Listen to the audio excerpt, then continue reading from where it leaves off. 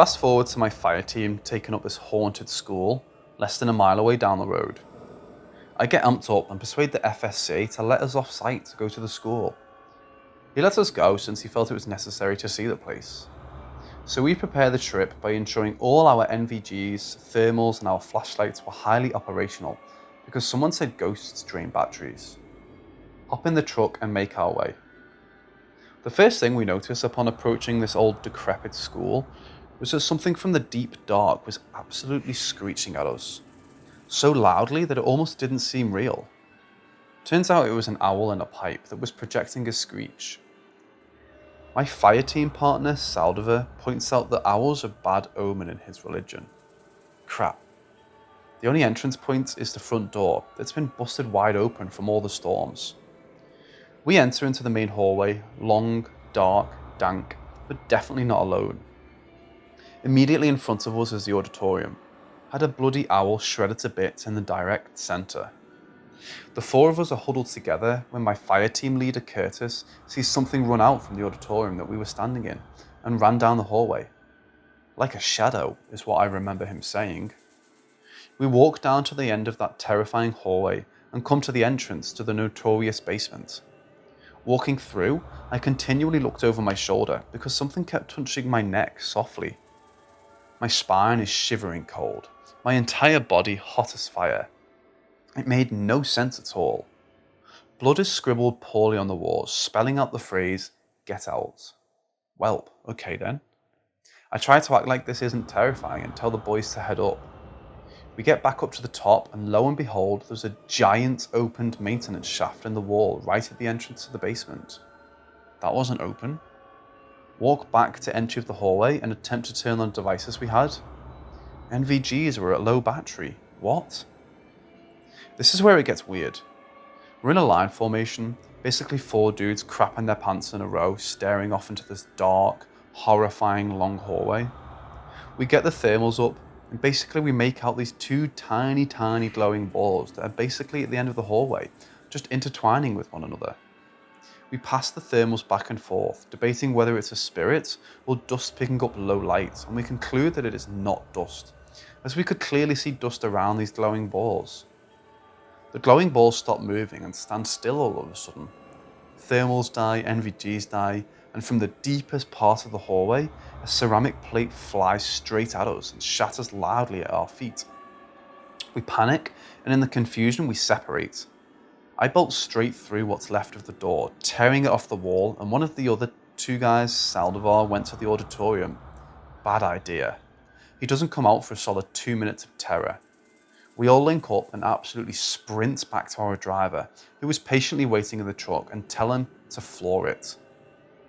We're hyperventilating and can't process the feeling of terror we just encountered. Approaching the gate to Golf 1 and the radio starts acting up, changing dial to a static station and then cranking itself to the max. Now I feel that I'm a calm person and a rational human being, but I falcon punched that radio so hard it broke. We get into the station and tell the FSC what went down. He notices that our gunner Saldivar is acting weird and quiet. We calm down and try to settle for the rest for our long 14-hour shifts in the morning. After an hour, we all notice that Saldivar's strangeness is now concerning. He was staring at a blank wall for more than an hour of muttering. We went up to the FSC desk and brought the concerns to him. I tell him that I'm not a religious man, but I think we desperately need to pray with him now, and that I think that he's going to harm himself. Saldivar's a great happy dude. We know it was the spirit. We walk out past 2 secured doors, 2 separate rooms, to see Saldivar slowly turn his head from the blank wall, smile and say, "I don't want you to pray for me and I'm not going to harm myself." I pooped my pants right there. This was not my friend, and it's not humanly possible to have heard our conversation. We get an alarm activation at one of our sites, always a rabbit or something, and I'm seriously worried. It's a long drive to the site, so I'm just drilling him with questions about what's going on, mostly met with hostility. While on site, I conduct the exterior walk around, and this is where Saldivar, who's been watching us off site at the HMVV with the thermals, yells at me to stop walking. That's when he tells me that there had been a red figure following over me. Just a heads up, thermals don't pick up anything other than black and white. Alarm gets cleared and we head back. Saldivar snaps back into his muttering again. This continues until I get so uncomfortable that I pull the HMV over and get out to talk. As soon as we get face to face and I put my hand on him and he has no recollection of any of the crazy shit he's been spewing off, shakes it off, and for the rest of the night we press. Finish shift, rack out. Woken up to Saldivar complaining about someone going in his room and trashing it and then beating the crap out of his back. Sure enough, his room is trashed, with the 3 other mattresses all over and stuff just wrecked. Lift his shirt and yep, the guy's got some serious markings on his back. We were just nuke cops, but we could tell that these were not self-inflicted.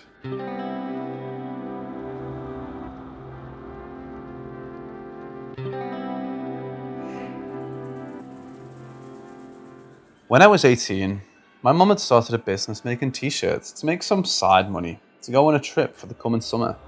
One night, we were at my grandma's house visiting him, and he was scheduled for a surgery the next morning and he needed to be driven to the hospital. My mum had a few shirts she needed to finish, so she brought all of her equipment with her and had set up shop in the kitchen. After a while, she had finished the shirts and laid them all out on the table and began taking pictures of them to post on Facebook. She had taken burst photos of them and started to look through the pictures to find the best one to post. As she was looking, she kind of just froze. My sister, who was talking to her at the time, asked her what was wrong. My mum looked at us and then showed us one of the pictures, with her hand shaking. She pointed to the background of the picture. There, in the background, was my grandma standing at the stove, as if she was cooking just another of her amazing meals. I was surprised. My grandma had died 3 years earlier. After looking at it longer, she was kind of tearing up. She spoke up and said, "I need to share this." It was at that exact moment that her phone shut off. It didn't die, it shut off. When she turned it back on, the picture was gone. I've had a number of paranormal experiences, but this one baffles me. The picture isn't even the thing that keeps me baffled. It's the fact that after her phone turned off, the picture just disappeared.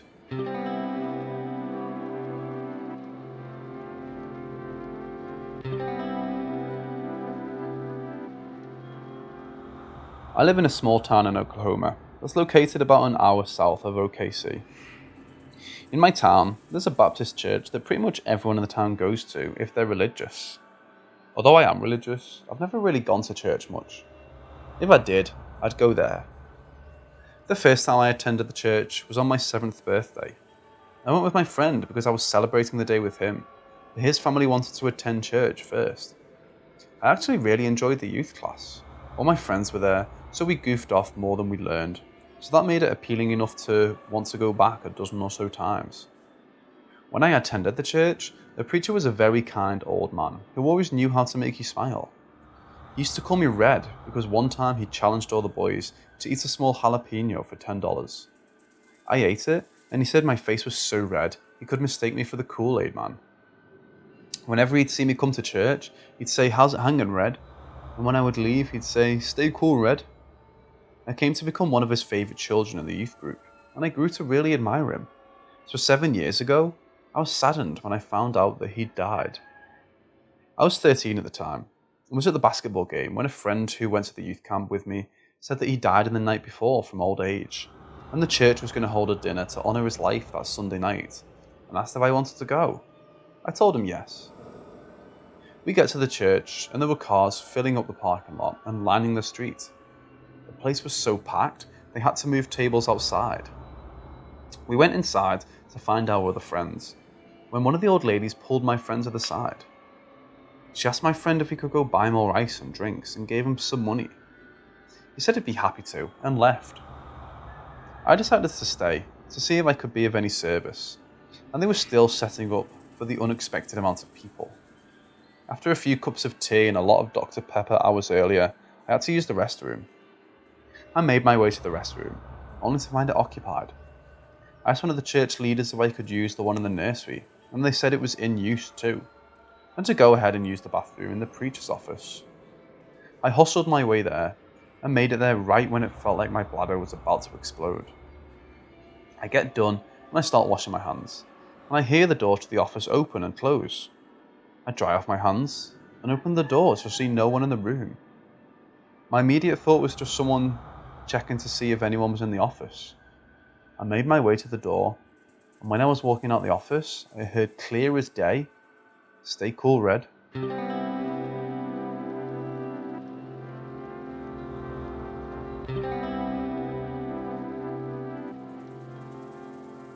I was laying in bed, watching Breaking Bad, when my friend texted me, asking if I wanted to hang out and go take some pictures.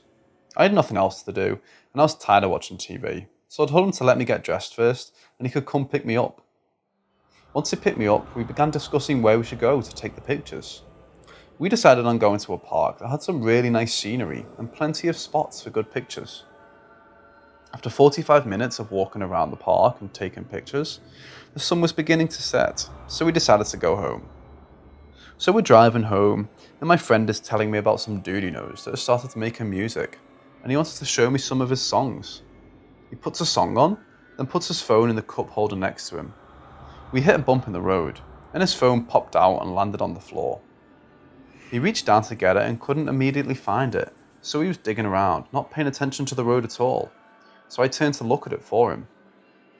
That's when my stomach sank, and I screamed his name and told him to swerve.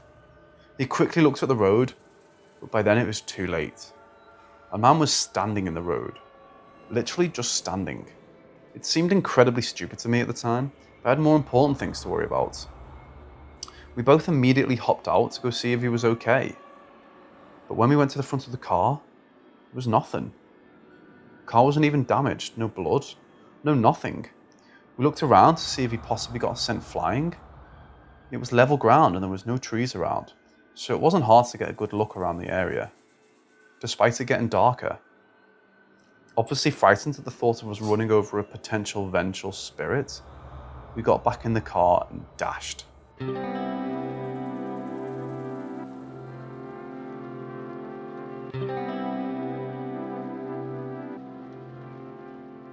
I live in Oklahoma. One day, my friend sent me a snap asking if I wanted to go fishing with them later that day. I had nothing else to do, and I love to fish, so I accepted the offer. After a couple of hours, I got my tackle box and fishing pole and began making my way to his house. Once I arrived, he was already outside, gassing up the four-wheelers. After he finished, we hopped on them and begun making our way to his pond. The pond is about 5 acres away from his house, and we weren't trying to walk all that distance. We pull up to the pond and begin unloading our things, and picked up the small rowboat he keeps by the pond and put it in the water. We'd been out for about 4 hours, but we had a great day and caught a lot of fish. We decided to stay for a bit longer to try and catch some more. Luckily, our lazy asses had brought the four-wheelers because the sun had already pretty much set, so we turned on the spotlights to see better. To pass some time, we played some poker until we got a bite. About 15 minutes into our match, the water began to splash and the line on my friend's pole was being pulled. We both excitedly looked over, just to be horrified by the sight of an Indian man standing above the water. It was so unexpected that it scared the absolute shit out of us, causing us to tip the boat over. We disregarded the boat and swam back to the four-wheelers and left as soon as possible. When we got back to the house, we told his parents what we'd seen. His mum just shook his head, and his dad laughed. We more or less took that as a sign to fuck off and not to fish there again.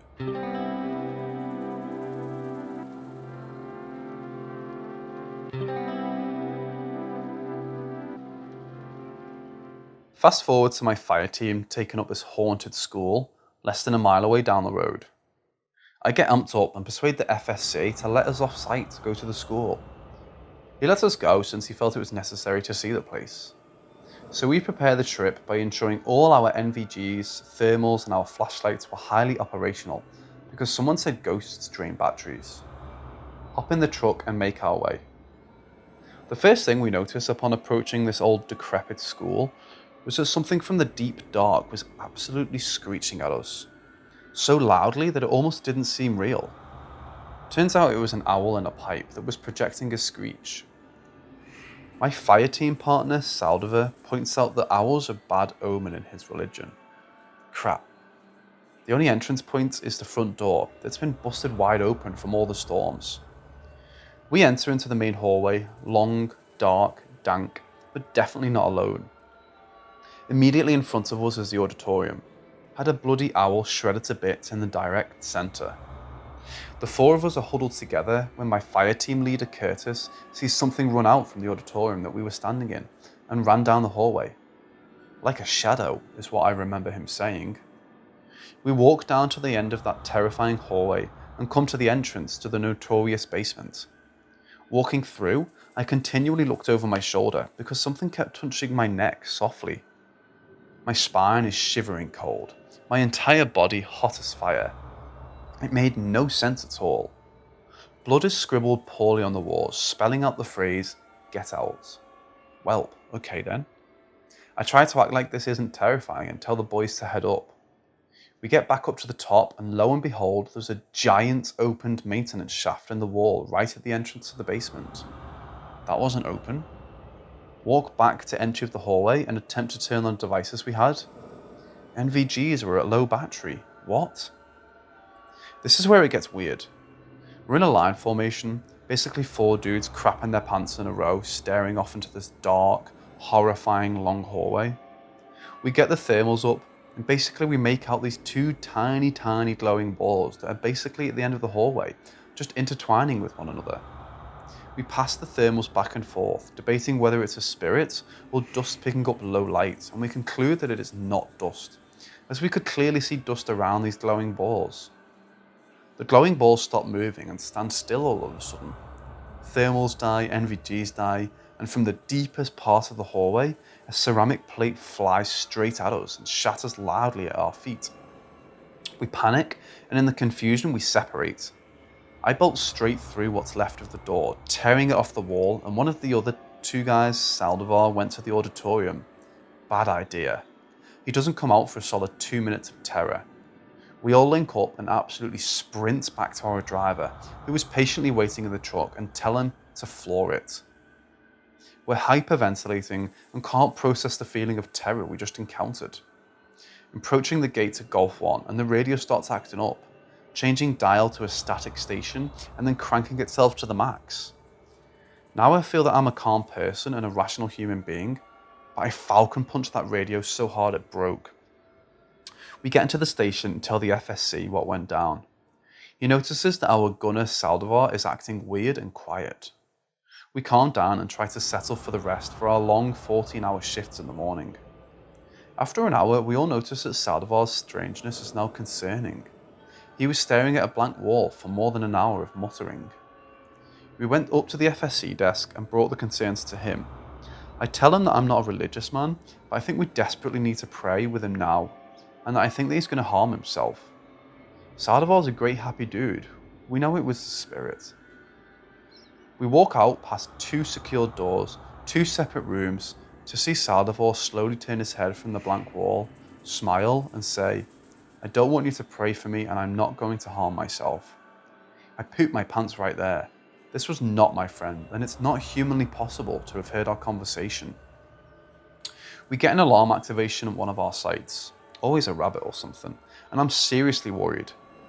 It's a long drive to the site, so I'm just drilling him with questions about what's going on, mostly met with hostility. While on site, I conduct the exterior walk around, and this is where Saldivar, who's been watching us off site at the HMVV with the thermals, yells at me to stop walking. That's when he tells me that there had been a red figure following over me.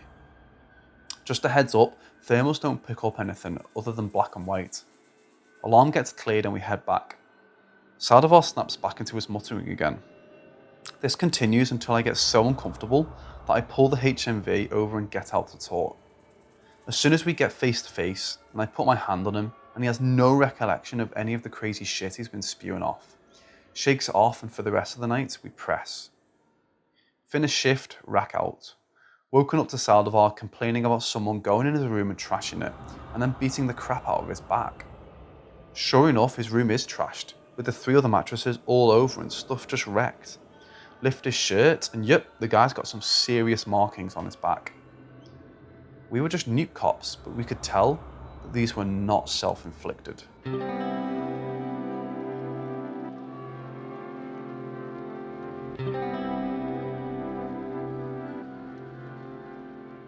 In the middle of the town of Strasburg, Lancaster County, Pennsylvania, lies one of its biggest homes, the Gondor Mansion. With its twin-turreted Queen Anne style of architecture, it's a sight there you cannot go past without noticing. With a stone wall surrounding it that touches right where the sidewalk starts, it's on the list of walking ghost tours, all because of a resident female ghost. During the construction of the mansion, there was a family who lived across the street, with the head of the house being Benjamin. Most called him BB. He would live in that house watching the very progress of the mansion being built, along with his wife Mary, 2 children, and a sister named Annie. They all were known as the Gondor family, where the name derives from.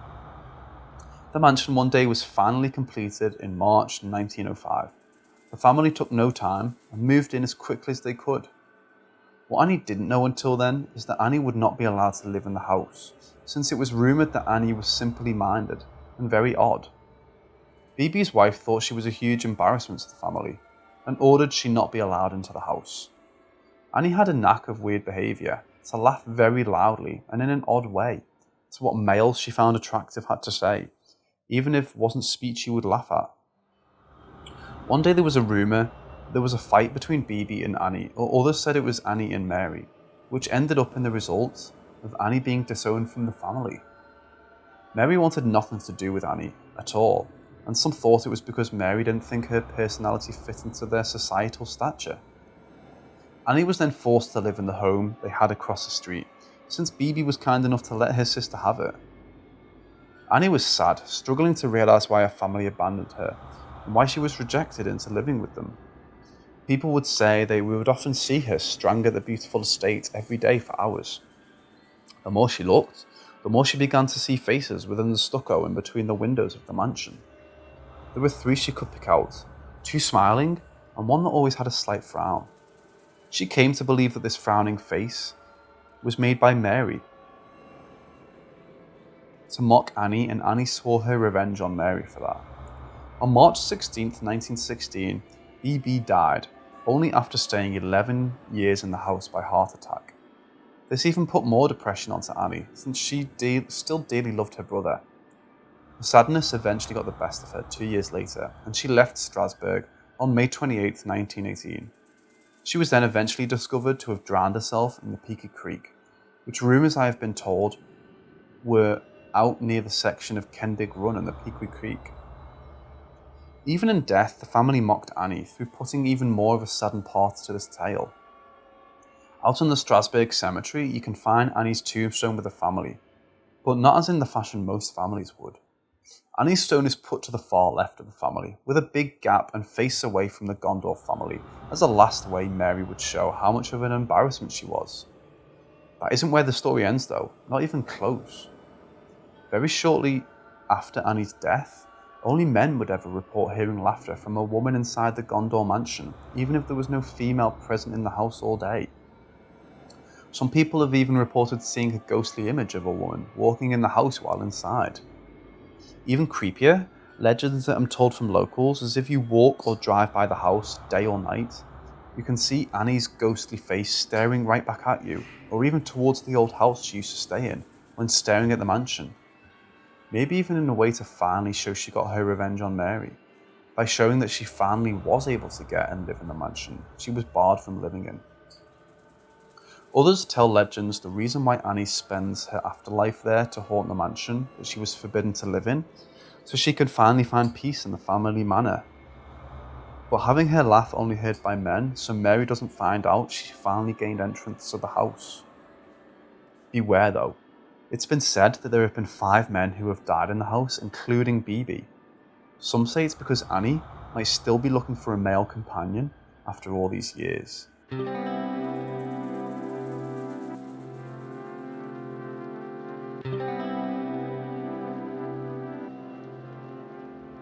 So this happened to me when I was about 5 years old, so kindergarten.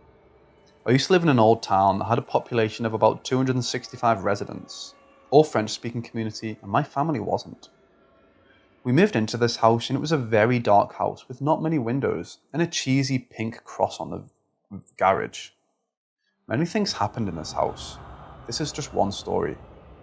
I was a little kid just hanging out in the basements, shortly after we'd moved in, and I was sitting on the only big chair I had of my own in the basement. As a kid, I was totally stoked to have the entire basement to myself. It was completely finished. As I was sitting on this chair, I had a bottle I was blowing over the top to teach you how to whistle, so I was practicing. I suddenly had a shadow fall over me, and I started to talk to whomever was standing behind me, thinking it was my dad. "Hey dad, look, I can do it. I can whistle, toot toot." Whoever it was suddenly grabbed my shoulder at first. It was just a hand. Soon it was a lot of pressure to the point I winced and screamed out, "Hey, that really hurts." I turned around at this point. There's nobody there. I'm quite freaked out at this point, so I call out to see if my mum is in the laundry room. No answer. I bolt upstairs and my mum was in the kitchen. I ask her if somehow she came downstairs and grabbed my shoulder and magically made it upstairs in a flash. She said no. I told her what happened and she kind of didn't believe me at first. Then I moved my shirt. And clear as day, there were fingerprints on my shoulder and a bruise was left behind. This is just one of many incidents that happened in this house.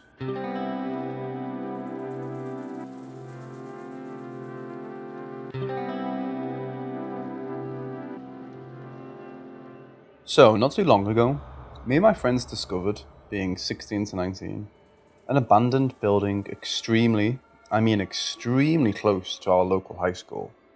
It's only separated by a highly trafficked nature centre, with trails from the high school end of it to the abandoned facility. So being in a science class years prior, where we navigated these trails every day, I was surprised to have never found it. After telling me about it at lunch, me and about 3 friends decided to go after school to the building, and I was surprised that it was a huge property that held about 8 football fields worth of random church-type buildings that were separated by about 50 yards each, and were pretty massive individually. The first one we navigated was in the way back, and was the most run down, and one of the largest. A back door was simply propped open with a brick, and once you entered, you were exposed to a very long, narrow, dark hallway, with many doors opening up to it, and the smell of mouldy drywall and dust. The wallpaper was creepily peeling off just about everywhere, and walking down the hallway, we noticed that some rooms were in a relatively 9 out of 10 condition, while others, the drywall between them had completely rotted out away to leave a pile on the floor of disgusting brown and green rotting material, with the ceiling caving in. After we explored the entire building, we realised that it was completely symmetrical in some sense, and eerily each room was labelled things like bedroom, dining hall, etc. And we found rooms that seemed to have been used for padding, and heavy doors that were recognised to be little cell-type rooms for angry mental people, like calm-down rooms. After realising this, and reading an old broiler note we found in the boiler room, which had stairs leading down to a completely flooded basement which was very creepy looking, it read that this was an old mental facility. We found a room that my friends had set up previously with about 8 chairs set up in a circle to smoke weed. And we came back a few days later with literally 8 people, and it was pretty lit, being midday and safe feeling, until one of us had the idea to start scaring each other and separating from the group. Everyone kept doing this for about 20 minutes, sneaking away with a buddy or two to slam doors and jump scare the rest of us lot. However, we started to notice that we weren't alone. There was someone or something else in the building with us. Me and my friend Twig, his nickname, were off to sneak from the rest and scare them as usual, when we noticed feet from the other side of the door, saw the door rattle like it had been kicked or punched, and saw the footsteps walk away from under it. Scared shitless, we ran back to the rest of the group, still in the chair room, and told them, but they didn't believe us, as everyone kept saying they saw something and we assumed it was bullshit, and everyone was trying to scare each other. Eventually, someone had a grand old idea for us to all congregate in this chair room and be completely silent and listen for noises. And to our surprise, we all heard sounds from the other side of the building, echoing towards us. Furthermore, me and a friend about 10 minutes prior, due to the pure boredom, both threw chairs down the hall, to make a noise to scare everyone. And we looked back down the hall seconds later, to notice that both of the chairs went very far, like very far down the hall, about 30 feet. With all of this, we all dipped very quickly in our cars, left, and never came back until about a week later, when we found all of the windows had been smashed. Not by us, but were there before, and the doors that were open were all boarded up and locked up. We think that the city is keeping these buildings locked up for a reason. Or if they don't know something is lurking in the mouldy, despairing darkness, good thing they did.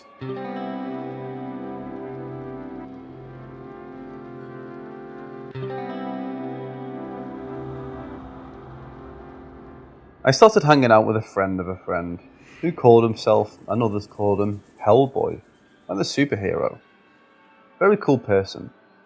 I'm from the Metro Detroit area, and he is not emo, if you were to call it that, but the type of person who dresses with spike bracelets, custom painted leather jacket, combat boots, etc. This, in my local area, makes him stand out a lot. Very unique dude. My first time hanging out with him, I noticed right off the bat that he had a black 1984 hearse parked up in his driveway, in front of a detached garage in his backyard. With a few buddies, we'd sit inside, smoke, and chill about twice a week. Upon asking him, he claimed, from the account of the previous owner, that it hauled bodies all through the 80s and 90s, yet the inside of the car surprisingly didn't smell like death, or feel super eerie. Just weird that we were sitting on the marble foundation in the back, where old grandmas and grandpas, and anybody for that matter, were driven to their grave plots for decades. He claimed when he drove it hours from its previous owner to where it sits, not running now, that it was stuck on a static radio station, which was 66.6.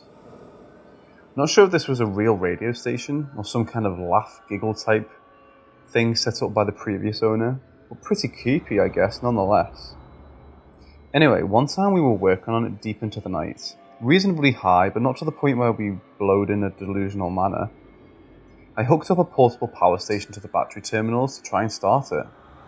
For non-car people, it was a battery-type box that you charge that can jump a car on its own, after plugging it into a wall for hours.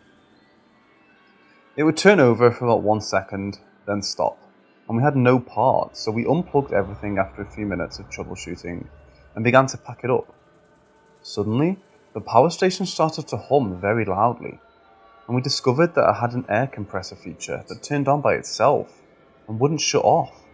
It kept going, for hours.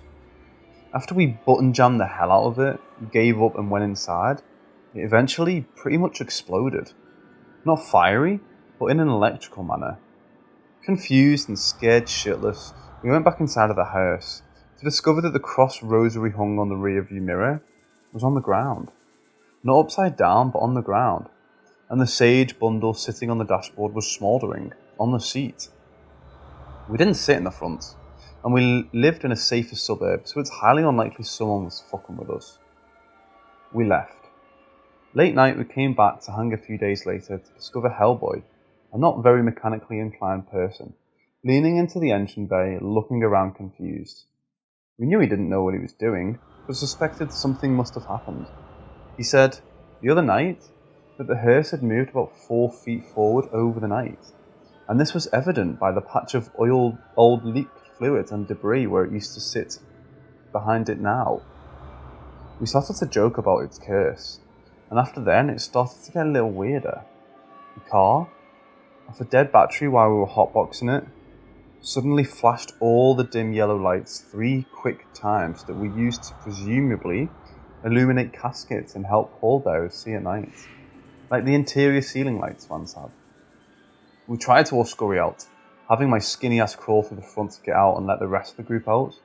There's no door handles inside of the back part, and you could simply climb over the seats. It's separated by a very tight fit opening that was a glass sliding taxi cop type thing. Door handles weren't working.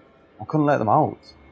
Then, the trunk popped open, or the back door rather, which doesn't even have that feature like a modern car does, and they promptly scurried out.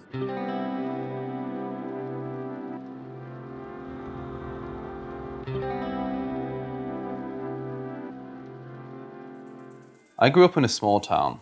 My house was one of the oldest ones in the town. We lived right beside 3 sets of train tracks. Growing up, I always heard voices. My friend heard them too in my house. They weren't regular voices, it's hard to explain. But if she didn't hear them with me, I would have passed it off as my imagination. It was only words here and there, but they came across like a dream. We heard them, but we knew they weren't there, like a fast car zooming by. It was always a man, and we never knew what exactly he was saying. It was a regular occurrence when I was growing up that stuff would fly off the back of the toilet and hit the opposite wall in our bathroom. My mum finally told them to shut up, and it stopped. When I was about 12, my parents and my brother went to my brother's hockey game at the local arena. I stayed at home and had a bath.